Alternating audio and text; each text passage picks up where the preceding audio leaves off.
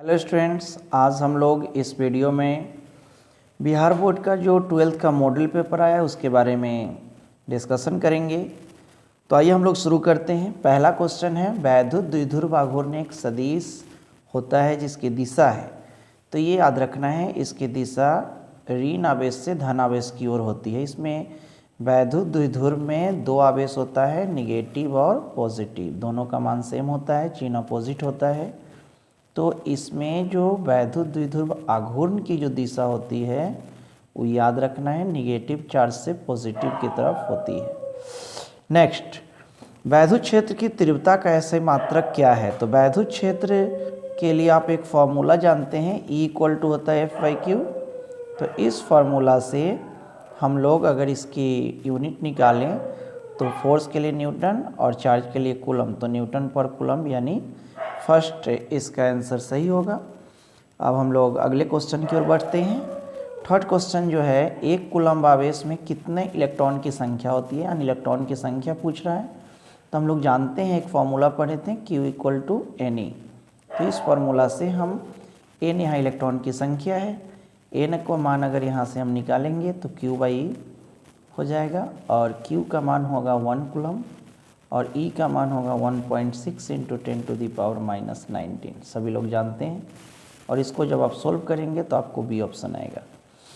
किसी वैद्युत रोधी माध्यम का परावैद्युतांक होता है, वैद्युत रोधी यानी कुचालक, कुचालक के लिए हम लोग पढ़े जानते हैं 1 से बड़ा होता है, तो 1 से बड़ा इसमें डी ऑप्शन है, इसलिए यही होगा। एक वैद्युत क्षेत्र विक्षेपित कर सकता है, तो यानी वैद्युत क्षेत्र किस पर बल लगा सकता है, किस पर नहीं लगा सकता है। विक्षेपित करना माने यानी फोर्स लगेगा तभी विक्षेपित होगा। तो वैद्युत क्षेत्र हम लोग जानते हैं कि चार्ज पार्टिकल पर ही फोर्स लगाता है, और ये चारों ऑप्शन में गामा पर कोई चार्ज नहीं होता है, न्यूट्रॉन पर कोई चार्ज नहीं होता है, एक्स किरण पर भी कोई चार्ज नहीं होती है, लेकिन अल्फा पर होता है। तो अल्फा पर कोई ये विक्षेपित कर सकता है, यही सही ऑप्शन है। नेक्स्ट, एक बिंदु आवेश Q को E परिमाण वाले विद्युत क्षेत्र में रखा गया है, आवेश द्वारा महसूस किए जाने वाला बल होगा। तो इसके लिए हम लोग एक फार्मूला पढ़े हैं, अभी जस्ट ऊपर भी बताए हैं, E = F/Q। तो इस फार्मूला से आप F निकालिएगा तो Q = E आ जाएगा, तो इसका आंसर A होगा, याद रखना है। एल भुजा के घन के केंद्र बिंदु पर एक आवेश Q रखा गया है, घन के एक तल से निर्गत वैद्युत फ्लक्स होगा। हम लोग जानते हैं कि किसी बंद पृष्ठ के कुल फ्लक्स जो होता है उसके अंदर बंद आवेश और ε0 के अनुपात के बराबर होता है। तो यहाँ घन जो है वो बंद पृष्ठ है, और उसके पृष्ठ से गुजरने वाला टोटल फ्लक्स इतना होगा, और हमें एक पृष्ठ का निकालना है। हम जानते हैं कि घन में 6 पृष्ठ होता है, तो एक पृष्ठ के निकालने के लिए टोटल जो फ्लक्स है उसमें 6 से भाग दे देंगे, तो इसका ऑप्शन ये हो जाएगा। नेक्स्ट है, एक गोलीय चालक की धारिता 1 माइक्रोफराड है, उसकी त्रिज्या क्या होगी? तो देखिए, गोलीय चालक की जो धारिता है उसके लिए एक फॉर्मूला होता है, इसके लिए एक फॉर्मूला होता है C = याद रखेंगे, C = होता है फॉर्मूला 4πε0 × R। तो यहाँ से हमको C दिया हुआ है, R निकालना है, तो हम R = लिख सकते हैं C/4πε0। और देखिए 1/4πε0 का मान सभी लोग जानता है, 9 × 10⁻9 होता है, और C का मान होता है, यहाँ दिया हुआ है 1 माइक्रो लगा हुआ है, तो 10⁻⁻6 से मल्टीप्लाई हो जाएगा, तो हो जाएगा 9 × 10⁻3, और इतना मीटर आएगा, 3 को किलो लिखते हैं तो 9 किलोमीटर आंसर हो जाएगा।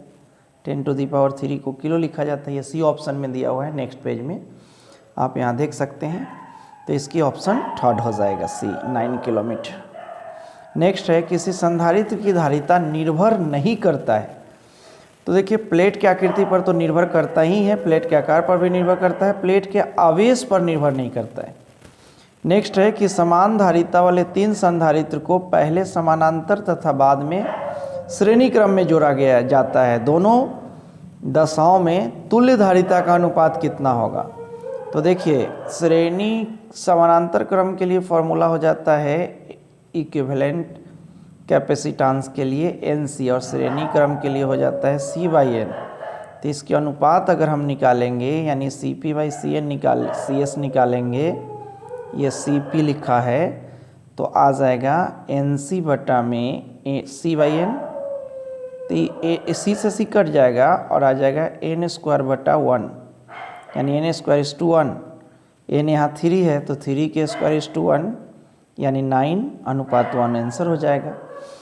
नेक्स्ट है कि वोल्ट पर मीटर मात्रक है। वोल्ट पर मीटर जो देखिए इलेक्ट्रिक फील्ड का मात्रक होता है, क्योंकि इलेक्ट्रिक फील्ड का एक फॉर्मूला होता है dV/dr, तो यहाँ से dV का वोल्ट हो जाएगा, dr का मीटर हो जाएगा। तो याद रखना है कि वोल्ट पर मीटर इलेक्ट्रिक फील्ड का ऐसा ही मात्रक होता है। नेक्स्ट है विशिष्ट प्रतिरोध का ऐसा ही मात्रक ओम मीटर होता है, आपको इस फॉर्मूला से आप निकाल सकते हैं। विशिष्ट प्रतिरोध प्रतिरोधकता का ही दूसरा नाम है, तो यहाँ से निकालिएगा तो आ जाएगा। परम शून्य ताप पर सिलिकॉन का कोई क्रिस्टल व्यवहार करता है, तो सिलिकॉन एक्चुअली अर्धचालक है, लेकिन 0 डिग्री सेल्सियस पर यह कुचालक की तरह काम करेगा। निम्नलिखित में कौन सा प्रतिरोध को व्यक्त करता है? प्रतिरोध के लिए एक फॉर्मूला होता है जो ऊपर लिखा हुआ है, यही फार्मूला, लेकिन यहाँ पर इस ऑप्शन में रो की जगह पर ये लिख दिया है, तो यही ऑप्शन सही होगा। नेक्स्ट है कि जब ताप में वृद्धि होती है तो चालक का प्रतिरोध क्या होता है? तो बढ़ जाता है। कुचालक के ताप बढ़ाने पर घटता है, चालक में बढ़ जाता है। विद्युत परिपथ की शक्ति क्या होती है? V² होती है, और इसके लिए 3 फॉर्मूला है, एक I² × R भी है, एक VI भी है, लेकिन यहाँ चारों ऑप्शन में से C करेक्ट है। 1 इलेक्ट्रॉन वोल्ट समतुल्य है। देखिए इलेक्ट्रॉन वोल्ट एनर्जी का ऐसा ही मात्रक होता है, तो 1 इलेक्ट्रॉन वोल्ट जो होता है 1.6 × 10⁻⁹ जूल के बराबर होता है। तो ये दोनों ऑप्शन में से कोई सही नहीं है, इसका C ऑप्शन सही है। तो नेक्स्ट आपका आ जाएगा C ऑप्शन इसका सही है, ठीक है। नेक्स्ट, विद्युत परिपथ के किसी बिंदु पर सभी धाराओं का बीजगणितीय जोड़ 0 होता है। ये लूप रूल है किरचॉफ्स का। इनकमिंग करंट आउटगोइंग के बराबर होता है, तो इनकमिंग माइनस में होगा, प्लस में होगा, आउटगोइंग माइनस में होगा, दोनों को जोड़ेंगे तो 0 आएगा। गतिशील आवेश उत्पन्न करता है, गतिशील आवेश दोनों उत्पन्न करता है विद्युत एवं चुंबकीय क्षेत्र, याद रखना है। नेक्स्ट क्वेश्चन है, इसका मात्रक क्या होगा? इसके लिए 3 ओम सही आंसर है। एक ही दिशा में जाती हुई 2 समानांतर इलेक्ट्रॉन किरण पुंज एक दूसरे को आकर्षित करेगी मैग्नेटिक फील्ड के कारण।